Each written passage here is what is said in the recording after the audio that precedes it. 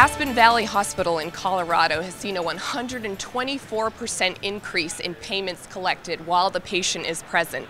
How did they do that? I spoke with Debbie Essex, Director of Admissions, to find out. To increase our patient collections by 124%, we did it in a number of manners. We created an incentive program, so we incentivize staff. They have bonuses, which are both cash-driven and customer service-driven. The other thing we did was create daily reports. The daily reports go from the individual to clear up to the CFO level.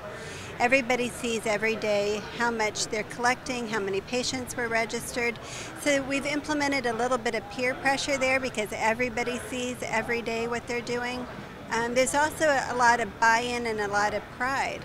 If somebody's collecting, they want the CFO to see that. So it's been a good encourager of staff to do that piece of it.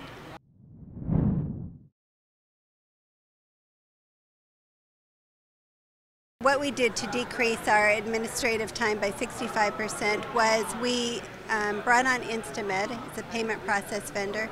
We've been able to automate our payment plans. We have online payment portal. We've embedded that into the hospital website. It prints on our statements. Much smoother process. It uses, we have multiple locations. So we've been able to implement it in each location. It's easy for me to reconcile the money at the end of the day.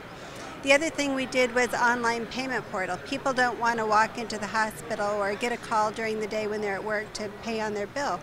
They can log on to the payment portal. They can sit there and at home and at night and just sit there and pay their bills, go through their credit card, their checkbook, figure out what they want to do. So it's been a great savings for us. Also, previously we were using manual credit card processing.